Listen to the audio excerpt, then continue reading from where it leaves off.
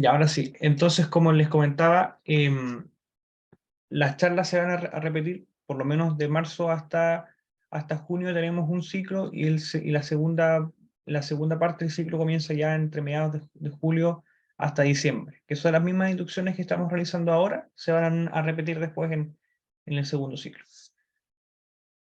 Quiero mostrarles aquí bueno, yo entiendo que igual ustedes están haciendo otras cosas, así que les agradezco también su participación, ¿ya? Estas inducciones son súper breves, van a demorarse no más de 30, 40 minutos. Voy a tratar de ser lo más rápido posible. Está acompañado, estimado consultor, si asisto en este semestre tendré que... No, Claudio, no porque tiene una duración de un año. ¿Ya? Pero como te digo, durante este semestre vamos a impartir varias inducciones, ya que se van a repetir después en el próximo semestre, ya que son temas súper cortos. Así que si tú hoy vas a participar a la de hoy, la que corresponde hoy, en 6 meses más no tienes que participar, pero sí en la del próximo jueves porque son temas diferentes, ¿ya? Em, Les voy a mostrar el itinerario que tenemos de las inducciones, ¿ya? Entonces estamos aquí nosotros en febrero, perdón, en marzo. Comenzamos el 2 de marzo comenzamos con el primer tema, que fue inducción de SCT, políticas, reglamentos y el sistema de gestión de seguridad y salud del trabajo. Bueno, por motivos personales no pude estar presente en el 9 de marzo, que fue prevención y combate de incendios, y la del 16 tampoco pude, que era inducción de hombre al agua. Así que lo que vamos a hacer nosotros hoy día, vamos a hacer incendio y hombre al agua, y el tema que correspondía hoy día, que era prevención de riesgo en embarcación menores, va a ser para el próximo jueves, ¿ya? Así que para que vayamos ahí acomodándonos con los tiempos. Como les comentaba, muchachos, las instrucciones son muy breves, así que no les pido por favor su concentración. Pueden hacer preguntas también en el chat.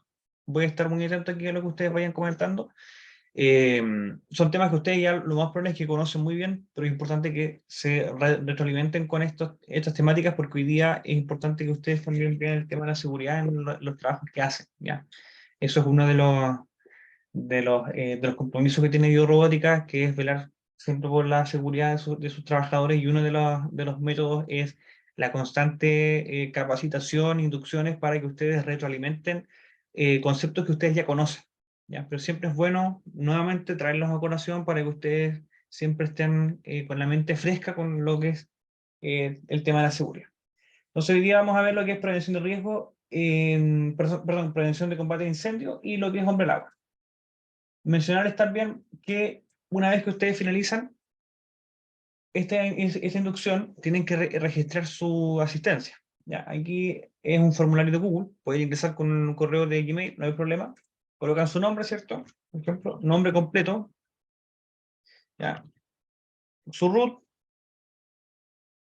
y el tema de la inducción de hoy, que va a ser incendios y hombre al agua. Y la fecha de inducción es la de hoy, ¿cierto? 23, y por último colocan su firma. En su firma coloquen su nombre, nada más que su nombre. Vuelven a colocar su nombre, ¿cierto? Felipe Valenzuela. Listo. Y con eso le dan a enviar y ya queda el registro de que ustedes participaron en la inducción de hoy. ¿Ya? Todos los que no están de turno tienen que participar de estas inducciones. Ojo, todos los que no están trabajando ahora tienen que participar. Ya, sin más preámbulo, entonces les voy a dar comienzo con el tema de los manejos de incendios. ¿Me confirman, por favor, si logran ver la diapositiva? Ahí en el chat, cualquiera de ustedes que me confirme si logran ver la diapositiva. Sí, perfecto, gracias, Carlos. Entonces, cuando hablamos del tema de los incendios, entre paréntesis, un tema muy importante, hace un tiempo atrás hubo un incendio en un pontón, que se produjo en un pontón producto de un cargador de un equipo, de un D-Tracker, de un DTG3, ¿cierto? De un DTG2, perdón. Que estos equipos, para los que ya conocen un poco más de la robótica, más allá del Blue Rock que manejan todo, ¿cierto? el Deep Tracker es un equipo que, al ser más versátil y mucho más sencillo, entre paréntesis, tiene algunos hacks, por así llamarlos, que es la carga a goteo. ¿Ya? O sea que tú cargas el equipo para que te dure más. Ese equipo generalmente dura entre 2 a 3 horas de uso. Un equipo nuevo, entre 2 a 3 horas. Cuando ya está usado, puede durar 1 o 2 horas. Los que van comprendiendo un poco de la electrónica del equipo, esta electrónica tiene, las baterías son de litio. Y las baterías, al ser de litio, em, se van gastando al realizar malas prácticas de carga.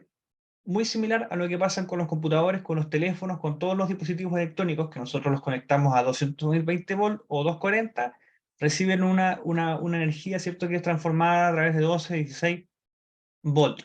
Entonces, cuando estos equipos se cargan más del tiempo estimado, que es lo que dice el manual de manufactura, ¿cierto?, el manual del proveedor del mismo equipo, dice que se debe cargar por lo máximo 2 3 horas. Entonces nosotros, ¿qué es lo que hacemos? Por ejemplo, con los teléfonos, los cargamos más de 2 horas. Tenemos cargando 4 o 5 horas. ¿Qué pasa con eso? Que la electrónica, las baterías se van consumiendo, las celdas se van quemando. Entonces, cuando pasa un tiempo prolongado, ya puede ser 6 7 8 meses, el aparato electrónico comienza a tener fallas en la duración de la batería. Por ejemplo, un teléfono que me duraba la carga 12, 20 horas, me puede empezar a durar ya entre 3, 4 horas de carga porque al haber realizado malas prácticas de la carga de este mismo dispositivo, presentan esas fallas que después duran menos. Esto mismo pasó, ¿cierto?, con un Deep Tracker. ¿Ya? La típica carga a goteo, ¿cierto?, que van cargando de a poco para que el equipo dure un poco más en la faena. Un piloto X de una empresa X, ¿cierto?, dejó cargando el equipo en un pontón. ¿Ya? ¿Cierto? Terminó su faena de la mañana, fue a almorzar y en la tarde dejó cargando el equipo.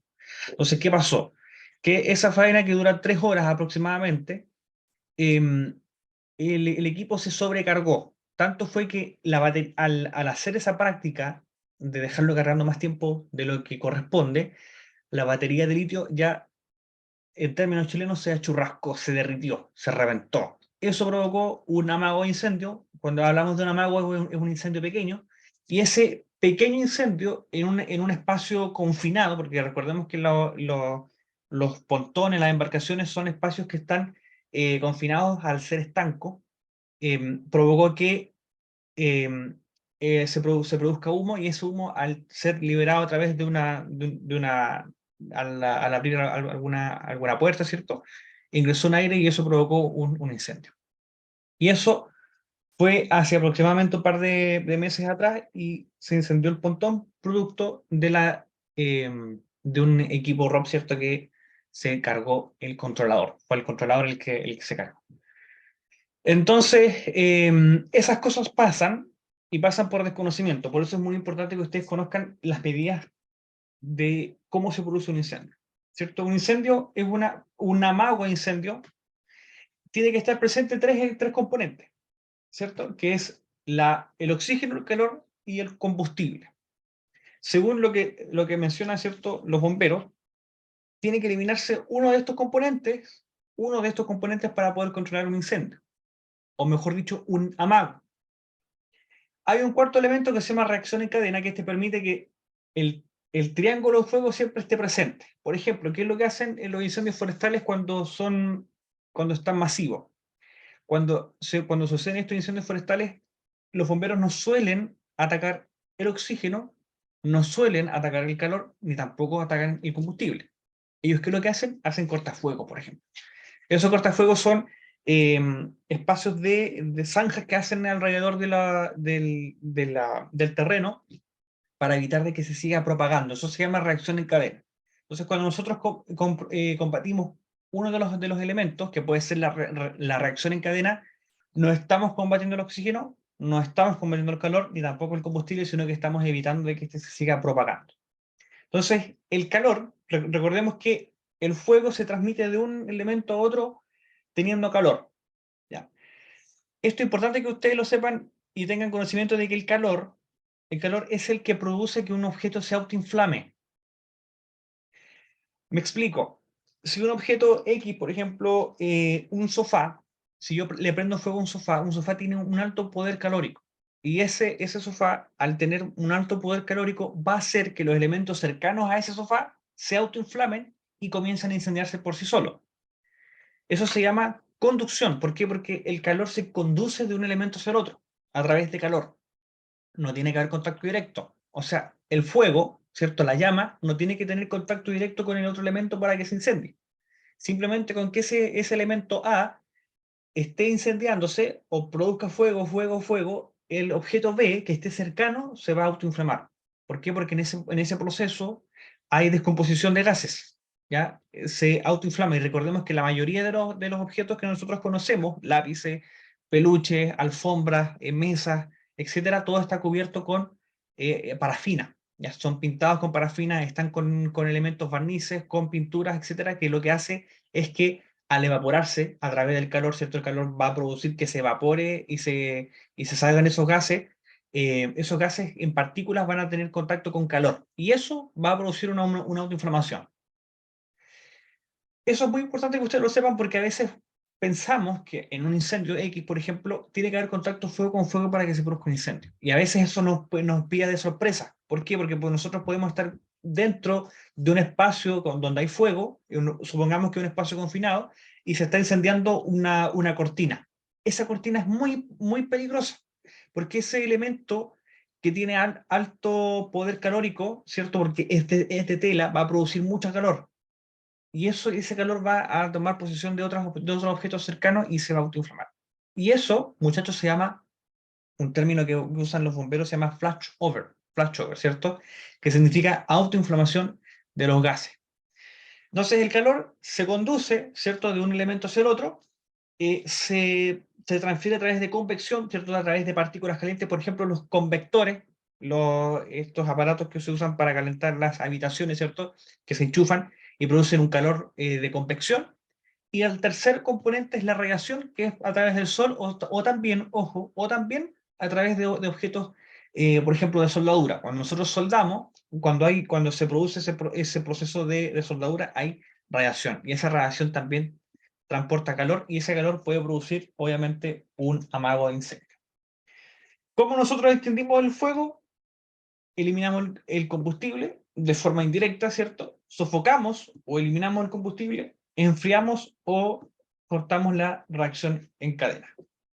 Muy importante, ¿cómo nosotros prevenimos los incendios? La electrónica es uno de los componentes que va a producir en un 40% incendio, sobre todo los enchufes, las conexiones en mal estado, los alargadores cuando se suelen colocar cinta aisladora para que siga sirviendo, ese elemento, al no tener una conexión autorizada, va a producir una descarga eléctrica y las descargas eléctricas van a producir un incendio. Si tenemos conexiones en mal estado, si tenemos enchufes en mal estado, si tenemos cualquier otro componente eléctrico que está en mal estado, la probabilidad de una sobrecarga eléctrica y que esa sobrecarga eléctrica produzca un incendio es altísima. Por eso es muy importante tener siempre mucho cuidado con las instalaciones eléctricas en mal estado.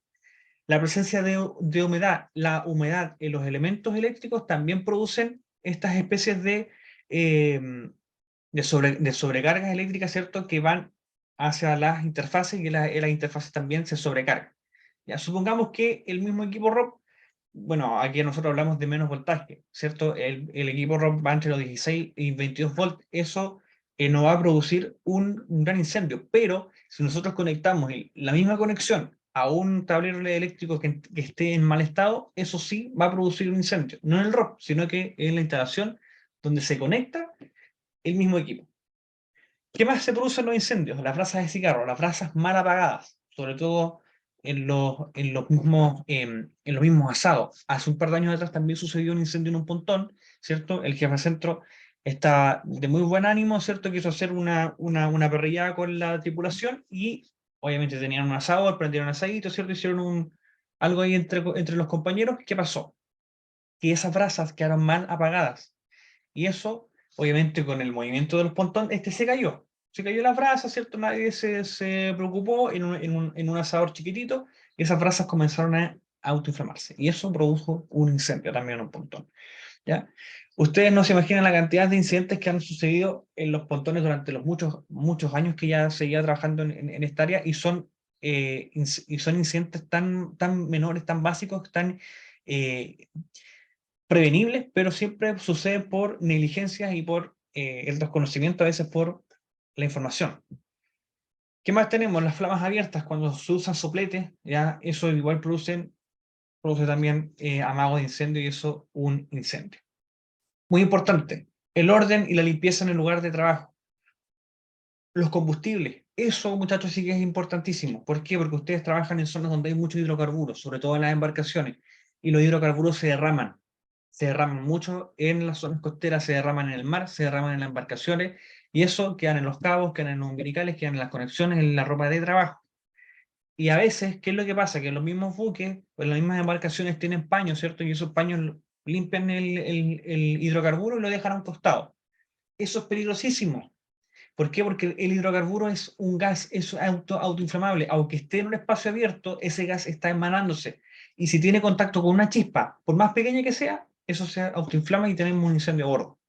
Por eso es importante que siempre todo lo que sea hidrocarburos, cuando hablo de hidrocarburos me refiero a combustible, a benzina, a petróleo, a parafina, etcétera. Todos esos componentes tienen que ser desechados en cilindros, ¿cierto? Que también debiesen de estar en las embarcaciones, en estos cilindros plásticos. Solamente tienen que estar ahí los derrames de hidrocarburos, paños, residuos, paños absorbentes, y cualquier otro componente que se haya derramado, que es algo muy común, ¿cierto? En el trasvasije de la benzina, ¿cierto? Del mismo bidón hacia el generador eléctrico, o viceversa, a veces de los mismos bidones o de los contenedores de combustible de las embarcaciones, se derrama en cubierta, y eso produce también que todo lo que, con lo que se trabaje esté con este olor, ¿cierto? A parafina o a combustible. Y eso es peligrosísimo. Por eso es muy importante también que tengan mucho cuidado con eso, muchachos, porque las chispas, los contactos con estos elementos van a producir un incendio mayor.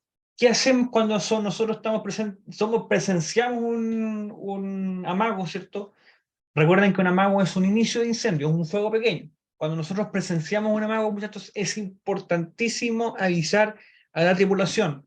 Si estamos en un barco, a la tripulación; si estamos en un centro de cultivo, también le avisamos a la tripulación en lo posible que se va el jefe de centro. ¿Por qué? Porque tiene que aplicarse y tiene que realizarse el zafarrancho de emergencia para incendio a bordo, tanto en embarcaciones como en centros de cultivo. Y todas las personas tienen que estar capacitadas con el uso de los extintores. ¿Ya? ¿Por qué? Contra más rápido actuemos, muchachos, la probabilidad de que se minimice ese incendio va a ser mayor. Usamos el extintor para controlar el amago, y damos a viva voz hacia las personas que estén también dentro de las mismas embarcaciones. Cuando nosotros estamos en un proceso de incendio, es importante mantener la calma, siempre. Siempre mantenemos la calma. Por más nuevos que seamos en este rubro, tenemos que mantener la calma, tenemos que conocer dónde están los extintores en las embarcaciones y en los centros de cultivo y en los pontones, y además de eso, esto eh, tienen que estar vigentes. ¿A qué me refiero con vigentes? Que los extintores se recargan una vez al año, siempre. Ya, nosotros tomamos un extintor, vemos en su rotulado cuándo fue su última mantención. Siempre va a aparecer, por ejemplo, junio del 2022, quiere decir que en junio del 2023 va a estar vencido. Por ende, ese extintor tiene que estar recargado.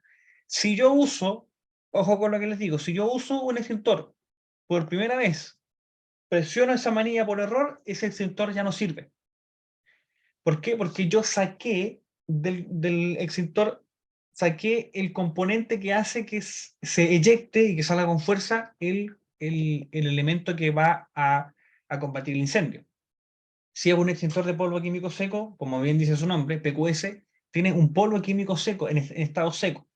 Y sobre ese extintor hay nitrógeno. Por ende, si yo presiono la manilla por error, va a salir todo ese nitrógeno, va a salir polvo.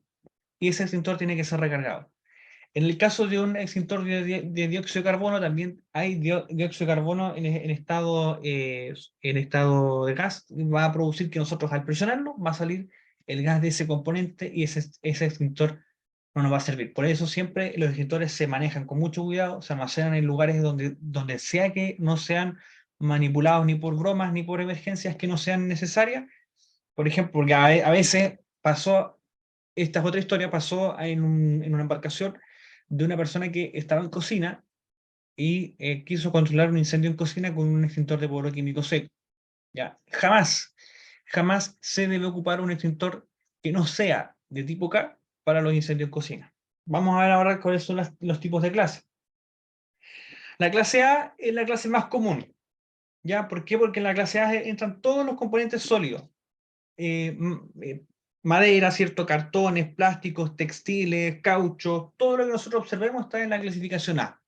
En la clasificación B tenemos todos los que son los hidrocarburos, ¿cierto? Benzina, petróleo, parafina, lacras, barnices, alcoholes, gases inflamables, etcétera. Esa es la clasificación B de los incendios.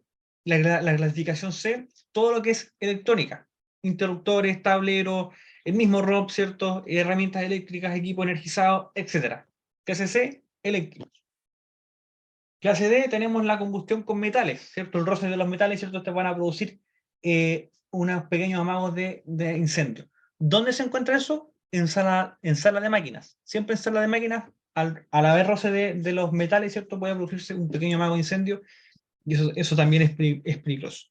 Y por último, la clase K, los que son las gases, perdón, las grasas naturales y grasas vegetales, o sea, los incendios en cocina. ¿Cierto? Cuando nosotros, por ejemplo, colocamos un sartén o una olla y colocamos aceite y ese aceite se comienza a calentar, a calentar, a calentar, se inflama. O a veces, ¿cierto? Nos damos las de chef, ¿cierto? Y comenzamos a hacer maniobras con la cocina, ¿cierto? Y a veces se nos descontrola eso y ese fuego comienza a autoinflamarse. Nunca se combate un incendio en cocina, nunca con agua, jamás. Ni con agua, ni con ningún otro elemento que no sea un extintor de tipo K. Ojo, hay extintores tipo K que es un extintor de color plateado, que dice K con letras grandes, que es una especie especialmente para los aceites en cocina. Y la otra forma de combatir un incendio en cocina, muchachos, que es muy importante que lo sepan porque es algo común que les puede pasar, nosotros humedecemos un paño. Un paño, ¿cierto? Lo vamos a humedecer, lo estrujamos, le sacamos lo mayor posible de agua y tapamos esa olla o el sartén o cualquier otro elemento que esté con fuego, lo tapamos desde la zona más baja. Nunca nos vamos hacia, por encima, porque a veces eso nos puede quemar. Por eso nos acercamos desde abajo y tapamos esa olla o ese sartén. Si tenemos una tapa, mucho mejor. ¿Por qué? Porque obviamente la tapa va a controlar mejor ese incendio, pero la tapa tiene que, ojalá, ser del mismo tamaño del sartén o de la olla. De esa forma nosotros apagamos un incendio en cocina. Nunca con agua, ni con polvos, ni con gases, ni con cualquier otro tipo de componente. Cuando hay un incendio en cocina, es importante cortar el gas y no perder el control. ¿Por qué? Porque nosotros podemos asustarnos, ¿cierto? Vamos a ver un incendio, en un fuego en un sartén o en una olla y ese fuego es obviamente grande, es abismante, nos vamos a asustar.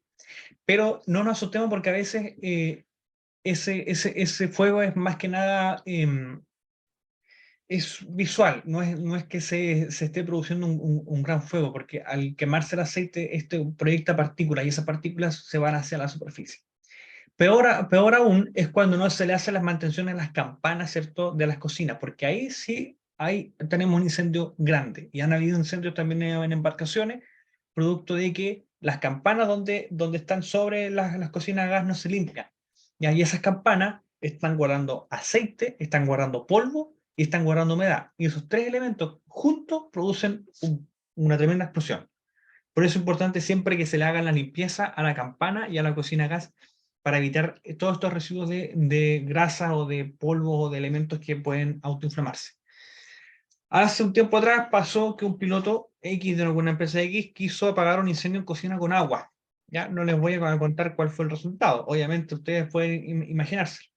Y eso pasa, porque la gente no sabe. Ustedes lo más probable es que esta información no la sabían, pero por eso es importante que se capaciten y que transmiten esta información. Cuando hay un incendio en cocina, no se desesperen, apaguen el gas, corten el gas, estrujamos un pañito, ¿cierto? O una tapa y apagamos y sofocamos. No sacamos la tapa, no sacamos el paño. Tenemos que esperar que el calor, ¿cierto? Como le expliqué en un comienzo, que el calor comience a bajar su intensidad y después de 1 hora, 2 horas, ¿cierto? Podemos sacar el paño o la tapa para que ya se haya controlado ese fuego. Entonces, resumen, la clase A tenemos los sólidos, sólidos como cartón, madera, textiles, etc. La clase B, gases, líquidos, hidrocarburos, gases inflamables, ácidos, etc. Clase D, A, B, C, D. Clase D tenemos todo lo que son eléctricos, ¿ya? En la clase, perdón, la clase C son los eléctricos, ¿cierto? Tableros, equipos ROP, equipo energizado, etc. La clase D son los metales, ¿cierto? Los roces, y la clase K tenemos lo que son los aceites en cocina. Partes de un extintor, les expliqué, ¿cierto? Aquí tenemos un extintor de polvo químico seco, el más común, este es el más común que ustedes van a encontrar en todos lados, ¿ya? Este extintor tiene un manómetro. Esa es una de las formas de conocer este tipo de extintor. ¿Por qué? Porque es el único extintor que tiene un manómetro. Ese manómetro nos va a indicar que es como un reloj, ¿cierto? Nos va a indicar cuando el extintor está cargado o está sin carga. Cuando está cargado está en la zona verde, cuando está sin carga está en la zona roja. Entonces, más de la mitad del extintor está compuesto por el polvo químico y la tercera cuarta parte del componente, ¿cierto?, está compuesto por nitrógeno, que es lo que hace que el polvo salga con fuerza. Un extintor de dióxido de carbono tiene una boquilla un poco más pequeña, a diferencia del polvo químico seco, que es un poco más larga, y son muy similares visualmente, pero este no tiene manómetro. El componente es que tiene CO2 en forma licuada y un CO2 en forma de gas. Entonces ese gas va a producir que ese líquido salga con fuerza. ¿Ya? Ahí tenemos la rotulación de un extintor, ¿cierto? Que encontramos el tipo de componente, polvo químico seco, y para los tipos de fuego, A, B y C. Entre paréntesis, importante que no sepan, el extintor de polvo químico seco, a pesar de que dice que es para tipo C, no es lo recomendable. ¿Por qué? Porque si bien apaga el fuego, este polvo va a echar a perder todos los componentes eléctricos de ese aparato. Si yo ocupo un extintor de polvo químico seco en un ROP, ese ROP nunca más va a servir, porque el polvo penetra hasta las partes más profundas de la electrónica y no se puede recuperar absolutamente nada. En cambio, el extintor de dióxido de carbono, que es el de CO2, ese sí es para tipo B y tipo C, ese me puede servir también para apagar un incendio en electrónica. ¿Ya? Formas de apagar el incendio: eliminamos el calor, eliminamos el oxígeno, eliminamos el combustible, eliminamos la reacción en cadena.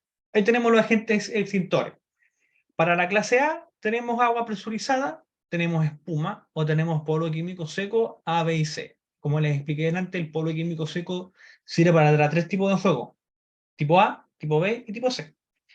El extintor de dióxido de carbono, que es el de CO2, sirve para dos tipos de fuego: clase B y clase C. Los clase D solamente se apagan con un polvo químico seco especial. Ojo, no me va a servir un extintor de polvo químico seco cuando hay un incendio en máquina. Se usa un extintor de polvo químico seco especial, que es especialmente cuando hay incendios de tipo D. Los tipos D, los tipos D son la fricción de ciertos metales, ciertos magnesio y componentes que se autoinflaman. Y por último, el tipo K, en caso de que queramos usar un extintor, se usa un extintor de químico tipo AK. Ese es un extintor de tipo K. ¿Cómo se usa un extintor? Un extintor, muchachos, es muy fácil de usar, no tiene mayor ciencia. Identificamos el fuego, identificamos si el extintor nos sirve. ¿Cómo identificamos el fuego? Yo voy a observar. ¿Qué es lo que se está quemando? Se está quemando aparato eléctrico, se está quemando una mesa, se están quemando objetos con hidrocarburos, y vemos si el extintor que está cerca mío me sirve.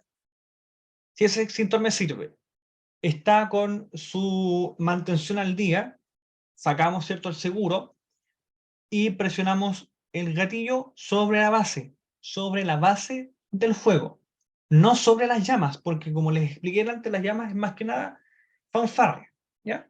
Siempre nos vamos a la base donde se está quemando y hacemos movimientos de abanico. Nunca de arriba hacia abajo, porque de esa forma nosotros vamos a tirar el polvo químico seco muy directo y eso nos va a producir que el polvo químico seco nos caiga a nosotros, o en caso de que sea polvo químico seco o en caso de que sea dióxido de carbono.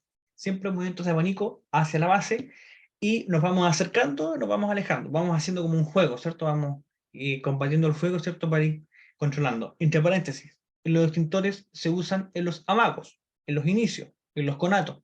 nunca en un incendio descontrolado, porque un extintor en un incendio estructural no nos va a servir para nada. ¿Ya? Eso, muchachos, con respecto a prevención y lucha contra incendios, voy a mostrarles un video bien cortito para que más o menos tengan un poco más de conocimiento de incendios en agua.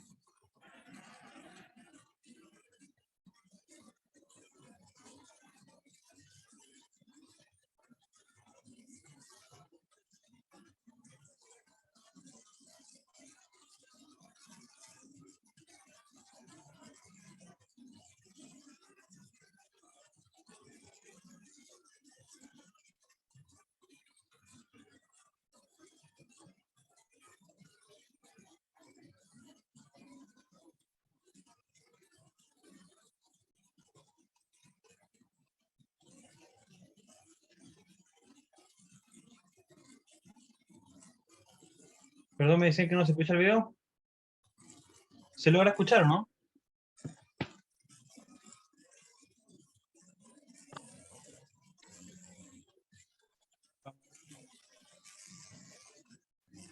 Vamos a ver qué puede ser.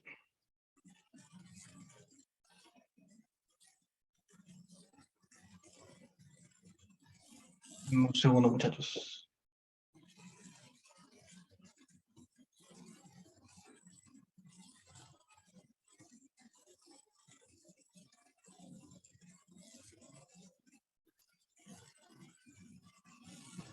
Ahora sí, a ver, En un barco. En esta unidad de aprendizaje se tratará el tema búsqueda de personas afectadas en espacios confinados. Podemos afirmar que un incendio en espacios confinados de un buque es una de las situaciones más complicadas con las que se puede encontrar la tripulación en su vida laboral. No hay área que evidencie más la necesidad de entrenar que los espacios confinados. En estos lugares es donde se pierden más vidas. Por eso, para reducir muertes es necesaria la participación activa de los equipos de intervención en estos entrenamientos. Paso 1. Localizar el foco del incendio.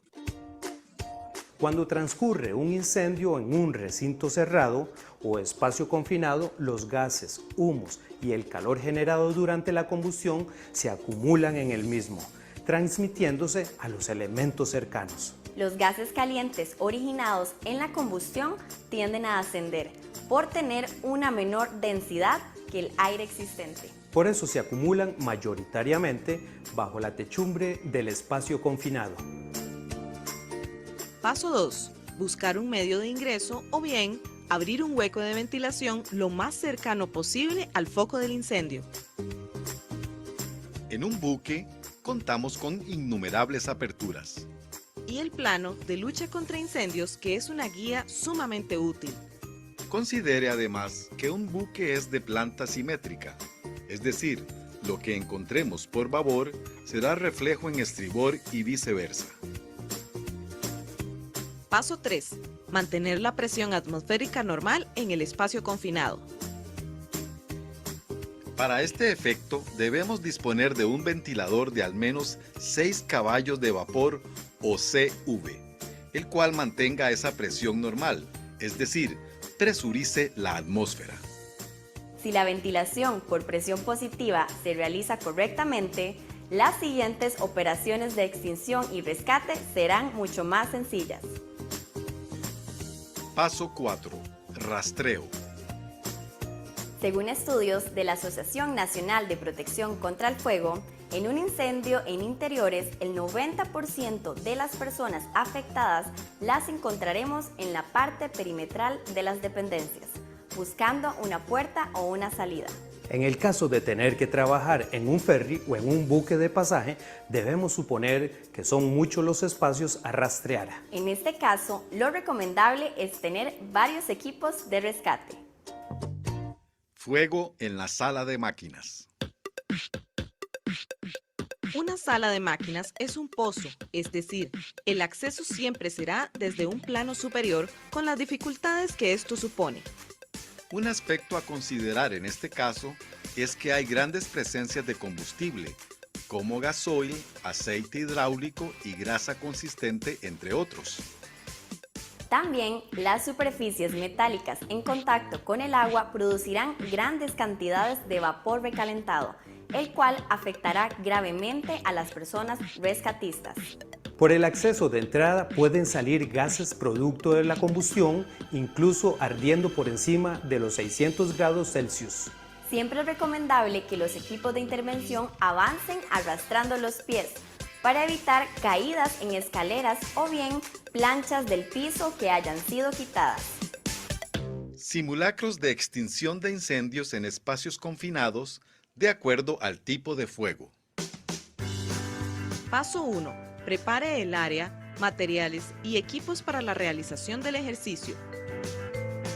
Paso 2. Identifique el tipo de fuego y prepare el extinguidor apropiado. Recuerde que el incendio clase A es de sólidos inflamables. Clase B. Incendio de líquidos y gases inflamables. Clase C. Incendio provocado por equipo eléctrico bajo tensión. Paso 3.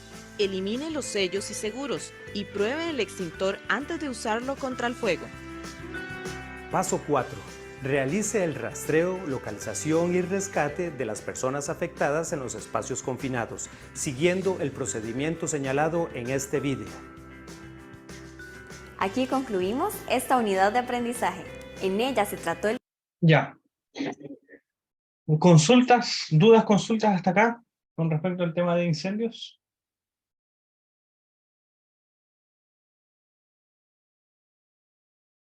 ¿Dudas, consultas? Si no, entiendo que le ha quedado todo claro. Perfecto, Claudio, muchas gracias. Ya, ahora vamos a hablar sobre Hombre al Agua. ¿Ya? Gracias, muchachos, aquí estoy leyendo sus comentarios. Vamos con Hombre al Agua, entonces. Muy importante manejar también los procedimientos, ¿cierto? Los protocolos de Hombre al Agua. Yo les voy a mostrar un par de videos después. Muy buenos estos videos, así que por favor pongan mucha atención. El video dura aproximadamente 7 minutos. A veces es un poco latoso, ¿cierto? Ver videos, pero créanme que es la mejor forma de que ustedes entiendan el concepto de Hombre al Agua. Siempre cuando hay un hombre al agua, puede suceder por diferentes eventos. Puede ser por un incidente, ¿cierto? La persona estaba cerca de la embarcación, cerca de la borda, ¿cierto? De la baranda, o una persona puede haber saltado del pontón hacia la panga, y tenemos un hombre al agua, ¿cierto? Puede que la persona esté realizando maniobras en las peceras, y por un incidente, ¿cierto? Se cayó hacia la pecera, ha pasado, o se cae al pasar de la panga al centro, ¿cierto? Se puede caer en el proceso de pasar de la panga al centro, también se nos cae el agua. En las embarcaciones pasa también por estar muy cerca de la borda, por estar haciendo maniobras que no corresponden, sobre todo cuando es fondeo. Cuando hay maniobras de fondeo, ¿cierto? A veces las personas que no operan en las maniobras de fondeo se ubican en espacios donde pasa el fondeo, y el fondeo y las líneas o los cabos, ¿cierto? A veces suelen estirarse o golpearse o moverse con mucha fuerza, y eso puede lanzar a una persona al agua, o inclusive donde la tripulación está trabajando muy enérgicamente, por un error, ¿cierto? Se puede caer al agua. Diferentes factores. También, no muy común, pero que suele pasar y ha pasado mucho últimamente, un hombre al agua también se puede producir por un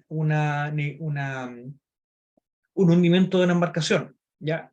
Los hundimientos de las embarcaciones, créanme, que es muy común, sobre todo en las zonas más extremas, ¿cierto? Magallanes, Aysén, uno, por las condiciones climáticas, también porque son maniobras de fondeo o de línea de fondeo, que son las maniobras más críticas cuando hablamos de las faenas en los centros, de las faenas marítimas o acuícolas, en la salmonicultura. El fondeo, ¿cierto?, es una de las maniobras más extremas y más críticas, porque la embarcación, al estar levantando mucho peso, gran parte de la embarcación se escora, se aproa o se apopa, dependiendo de dónde esté donde se esté haciendo la maniobra. Entonces las personas que están haciendo fondeo están sumergidas, ¿cierto? Gran cantidad de su cuerpo, ¿cierto?, está en el agua, producto de que la embarcación está haciendo el peso.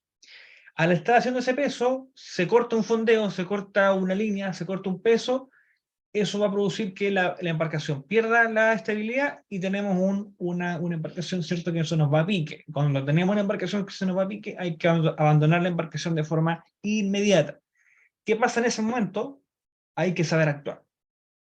Hay que saber actuar porque cuando la embarcación se va a pique y tenemos un hundimiento, es muy importante saber actuar, cómo nosotros vamos a reaccionar y cómo vamos a tener las maniobras de salvamento en el mar, ¿ya? Y una de esas maniobras, ¿cierto?, es el hombre al agua.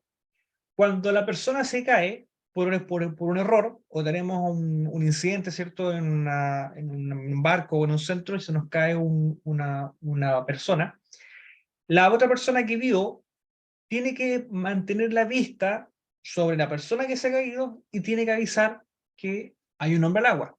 Ese aviso es muy fuerte, porque se tiene que avisar, ¿cierto? Hombre al agua, por babor, por estribor, por la proa, por la popa. Generalmente es por las bandas de estribor o de babor. De esa forma, el patrón de la embarcación, el capitán o el jefe centro, tiene que hacer todas las maniobras para que se salve a la persona. Si estamos en una embarcación, el patrón tiene que realizar la maniobra, ¿cierto?, de rescate, para que se pueda encontrar a la persona, ¿cierto?, en la zona en la que se cae. Si esta persona se cae al agua sin su chaleco salvavidas, la persona que lo está viendo tiene que lanzar una aro salvavidas. Si hay más personas en la cubierta de la embarcación que estén visualizando este momento, tienen que ayudar. ¿Cómo ayudan? Mientras uno está viendo a la persona dónde cayó, no pierde de vista a esa persona.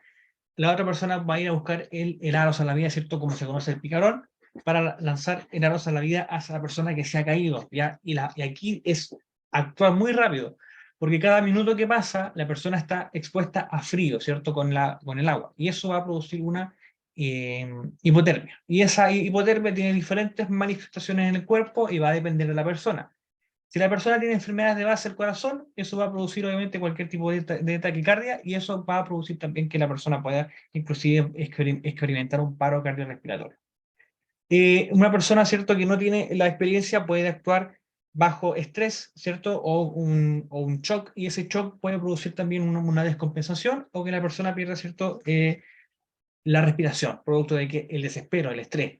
Entonces ahí también nosotros tenemos que saber actuar. Contra más rápido se actúe, más rápido tenemos la posibilidad de salvar a esa persona y que la persona experimente un estrés postraumático después de haber vivido un episodio de Umbrella. Los episodios de Umbrella son momentos que estresan a la persona, aunque tenga mucha experiencia en el mar, es peligroso. Así que cuando hay un Umbrella, mientras más rápido se actúe y se actúe bien, vamos a minimizar cualquier tipo de riesgo hacia la persona. Entonces, se avisa, ¿cierto?, por dónde cayó, hace la banda de estribor de babor, se lanza el arroz a la vida, la embarcación hace el movimiento y se rescata a la persona. Después que se rescata a esa persona, se le aplican los primeros auxilios de hipotermia. Mantas térmicas, se le da de beber agua tibia. Cuando hablo de agua tibia puede ser entre los 30 y 40 grados, más de eso no. Ni muy helada, ni muy caliente. Máximo 40 grados. ¿Por qué? Porque el cuerpo está frío. Si yo le doy más de 40 grados, o sea, el agua está prácticamente casi nada caliente, si le doy el agua caliente o el agua tibia, eso le va a producir una enfermedad al sistema respiratorio. Inclusive podemos hasta quemar todo el sistema digestivo. ¿Por qué? Porque el cuerpo está muy frío. Entonces nunca damos de beber agua caliente ni tibia. Siempre 20, 30 grados, ¿cierto? O temperatura ambiente para que la persona pueda, ¿cierto?, también recuperar ese estrés. No le damos pastillas, es prohibido dar pastillas, a menos que la persona esté medicada por un médico, ¿cierto? Ahí sí se le puede dar pastillas siempre y cuando la persona esté tranquilizada, pero cuando la persona está estresada, cuando me refiero a estresada, es que está desesperada, ¿cierto?, buscando ayuda, está viviendo un episodio de postraumático que inclusive una persona que está estresada, postraumática, va a vivir momentos de euforia. Y esos momentos de euforia van a producir que la persona reaccione mal, inclusive hasta con combos, ¿ya? Y eso quiere decir que si la persona reacciona de esa forma es porque está estresada, está en un proceso de shock. Nosotros no vamos a pelear con esa persona, porque pasó tiempo atrás, un piloto X de una empresa X que vivió un proceso de estrés tras un incidente, que empezó a golpear a las personas porque se acercaban, porque querían ayudarlo, y las otras personas reaccionaron con golpe. Eso no se hace, no se debe de hacer. Una persona que está estresada a través de un shock, se le pregunta cómo está, se le aplican los primeros auxilios, si se ve muy estresada, lo dejamos tranquilo y le preguntamos en un momento después, ¿ya? ¿Por qué? Porque esa persona está viviendo un episodio que sale de sus casillas y eso va a, obviamente, producir peleas. Así que para evitar todo tipo de malos entendidos, si la persona está mal, está estresada, lo dejamos tranquilo o le pedimos a una persona que sea más de confianza que vaya a estar con él, a prestarle ayuda.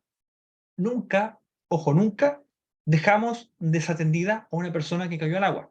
Han habido fallecidos que han fallecido después de horas de haber caído al agua, producto de que el cuerpo humano está trabajando, está acelerado, está en un proceso de shock, la mente también está trabajando, y eso va a producir que, que la persona experimente tanto estrés que se le paró el corazón, hubo un paro cardiorrespiratorio. Entonces nosotros nunca dejamos desatendida a una persona que tuvo un incidente, cualquier tipo de incidente, sobre todo si estamos hablando de un agua, porque esa persona tiene que recibir los primeros auxilios necesarios. Si la persona tiene ropa de cambio, importantísimo que se realiza ropa de cambio, se le abriga calor, ¿cierto? Mantita, mantas térmicas, en las embarcaciones tiene que haber un botiquín de primeros auxilios con mantas térmicas. Y esas mantas térmicas se les aplica para que la persona reduzca el frío y le damos de beber algo tibio. Ojo, no caliente, importante. Después de eso, cuando la persona o dentro del proceso de que la persona se cayó al agua, tiene que, si es muy grave la situación, tiene que ser llevado a un centro asistencial, ya, porque en un centro asistencial tienen que contratar lesiones para que los médicos lo puedan, o sea, los técnicos o los paramédicos lo revisen y vean si está todo bien. Visualmente la persona puede estar muy bien, pero al realizar los tactos, ¿cierto? Podemos encontrar fracturas, podemos encontrar hematomas, podemos encontrar cualquier tipo de lesión que visualmente la persona no manifestó. Y por la adrenalina no siente dolor, pero después de las horas va a empezar a sentir dolor, cansancio, fatiga, y eso puede terminar en un paro cardiorrespiratorio o en cualquier tipo de enfermedad cardiovascular. Bueno, eso en el caso de las caídas de balsas saladias, ¿cierto? Prestamos el apoyo. En el caso de que los que les explicaba, ¿cierto? Tratamiento de víctimas con hipotermia, tratamos de cubrir, ¿cierto? También su cuerpo, cuello, cabeza. Damos de beber, ¿cierto? Nunca alcohol, nunca alcohol, muchachos. Eso es importante.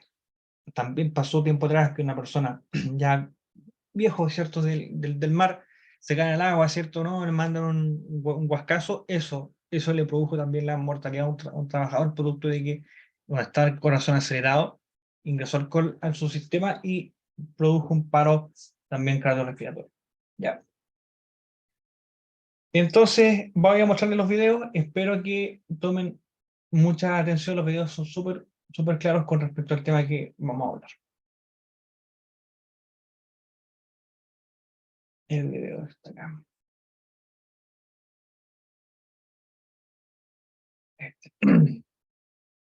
¿Me confirman si se escucha bien?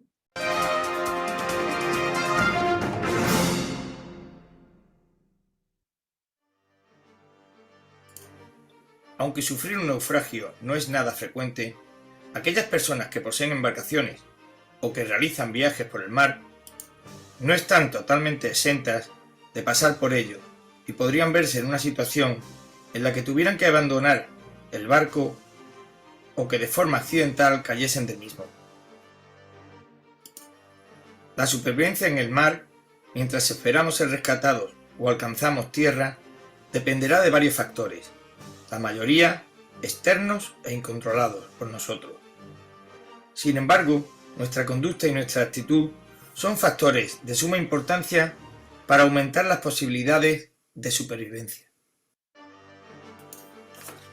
En caso de naufragio, si es necesario abandonar el barco, y sobre todo si hablamos de un barco con una altura considerable, primero nos pondremos el chaleco e intentaremos llevar suficiente ropa cerrada para mantener el calor, pero que no pese tanto que nos lastre y perdamos flotabilidad. Nos colocaremos en la borda, mirando hacia el frente. Con una mano sujetaremos la parte superior del chaleco y con la otra nos taparemos tanto nariz como boca. A continuación daremos un paso decidido hacia adelante, ya que de esta forma evitaremos que el cuerpo se vaya hacia adelante o hacia atrás.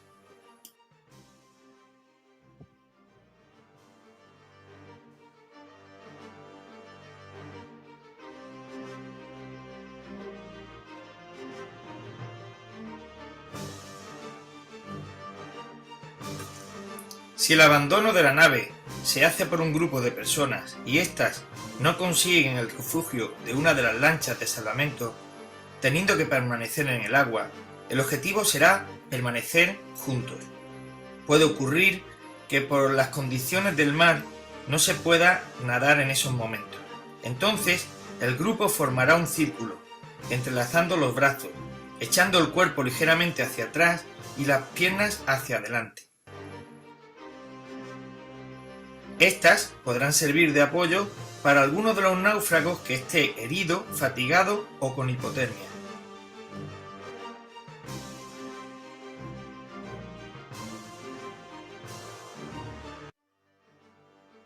La existencia de alguien que conozca la técnica y sea capaz de movilizar al grupo para adoptarla será la clave para sobrevivir en esta situación.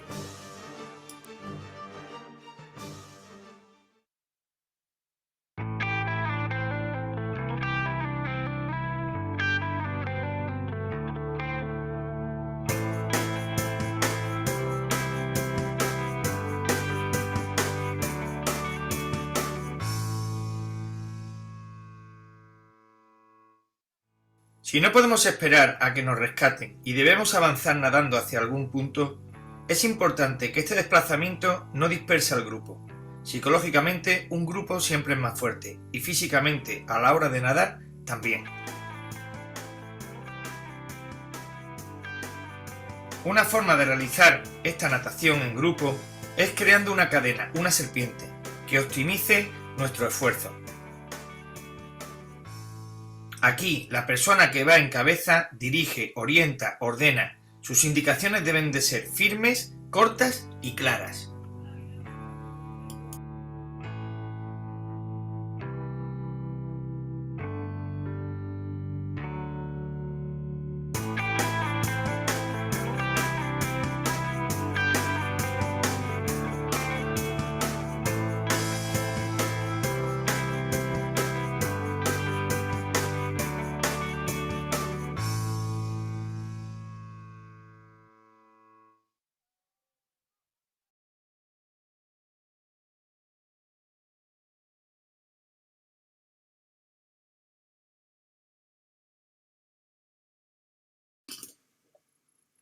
Un momento clave del rescate es cuando debemos sacar a la víctima, al náufrago, del agua y subirlo a la embarcación.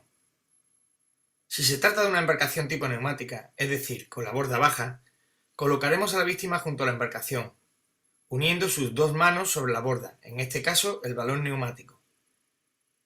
A continuación cogeremos sus muñecas con nuestras manos cruzadas y realizaremos un vuelco colocando al accidentado de espaldas.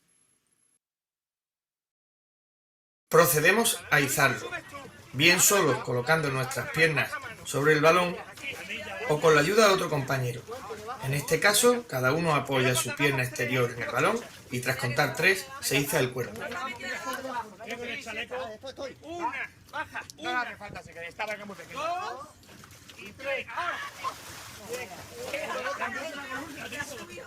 cambio y el giro de mano al lado contrario. Y los brazos cruzados, correcto. ¿Vale? Y los antebrazos. Con tranquilidad, no hay prisa. No hay prisa, no, venga, vamos. No, no, eso es cortito. 2 y 3, vamos. Mejor, ¿no? Mucho mejor. Sin duda, estas y otras técnicas. Ya, muchachos, tomaron atención del video, ¿no? Muy importante esta maniobra de rescate. ¿Tomaron atención? Si no, para repetirlo. Ya, perfecto. Ya, ¿qué pasa cuando las personas se caen al agua? Importante mantener formaciones. ¿Ya?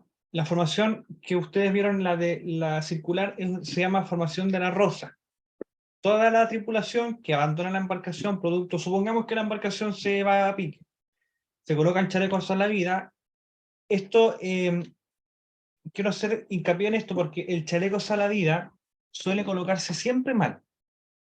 Hay una parte del chaleco que es el arnés que va en las piernas que no se colocan. ¿Qué pasa? Que a veces se amarran en los costados, lo dejan abajo, qué sé yo. Eso se debe de colocar también, ¿ya? La que va justamente en la parte de la entrepierna. Ahí hay también una parte del chaleco que es del arnés que tiene que colocarse, ¿cierto? Separando las piernas. Y tiene que estar ajustado. ¿Por qué? Porque cuando la persona cae al agua, si no está puesto eso, el chaleco se le sube hacia arriba y lo puede ahogar. Y la probabilidad de que se ahogue es altísima. Por eso se coloca el chaleco salvavidas, se amarra, el chaleco salvavidas tiene que estar bien, no tiene que tener ni roces, ni aberturas, ni roturas, porque a veces los chalecos están rotos, y si están rotos, ese flotador, esa parte del flotador del chaleco salvavidas no va a servir. ¿Ya? Y los chalecos salvavidas soportan hasta cierta cantidad de peso. Entonces, si un flotador del chaleco está en mal estado, ese chaleco no va a servir de nada. Si el cierre está en mal estado, tampoco va a servir de nada. ¿Ya? El chaleco tiene que estar excelente. ¿Ya? Nos colocamos el chaleco, lo cerramos, porque a veces también, ¿qué es lo que hacen? Se cierran adelante, ¿cierto? Las conexiones, pero no lo cierran con el cierre. ¿Ya? Error. Cierre, se conectan, ¿cierto? Y se pasa por abajo también la parte del arnés que queda suelto, se conecta y se ajusta. Y al ajustarse, ahí recién entonces el chaleco está bien puesto. ¿Ya? Y no hay probabilidad de ahogamiento, porque también han habido casos de que las personas se ahogan porque no se colocan bien el chaleco, y cuando están en el agua, y recordemos que el agua en las que ustedes trabajan no son aguas tranquilas como esta. Hay mucho oleaje, se les va a subir y no van a poder respirar y se van a estresar. Otro concepto muy importante. Cuando ustedes trabajen en embarcaciones, a veces están o con zapatos salvavidas, perdón, o con zapatos de seguridad o con botas de seguridad.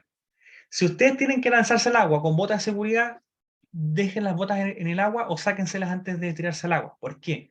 Porque las botas se llenan de agua y eso les produce peso y a veces eso los va a tirar hacia abajo. Es mucho más peso de lo que ustedes tienen que soportar. Si están en cubierta con botas de seguridad, o sea, perdón, con zapatos de seguridad, no hay problema, porque el zapato de seguridad no se les llena de agua, ¿ya?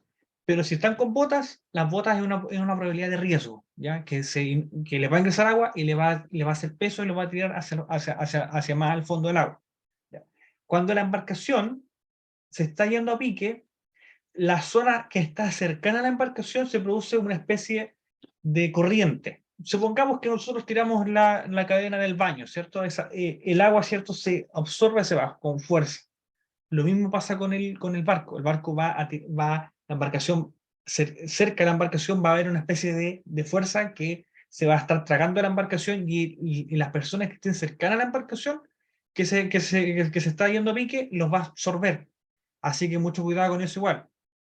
Ya siempre cuando hay que abandonar la embarcación, cuando el capitán, ¿cierto? O el patrón avisa que se abandona la embarcación, la tripulación, ¿cierto? Se lanza al agua de la forma en la que vieron en el video, ¿cierto? Primero un pie adelante y se lanzan, ¿cierto? Como se lanzan los buzos hacia el agua, en la forma correcta. Así evitamos cualquier tipo de incidente. Se lanzan al agua, nadan un poquito, hacen las maniobras, ¿cierto? Se juntan entre todos y hacen la rosa.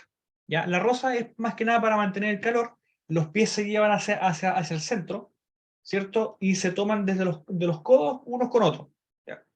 Importante que siempre haya un líder en estas maniobras. Una persona que tenga más personalidad, el patrón, el capitán, el tripulante, el que tenga más años de experiencia en el mar, el que tenga mayor conocimiento, etcétera, tiene que ser el líder. Y ese líder tiene que estar hablando muy fuerte en todo momento, contando, ¿cierto?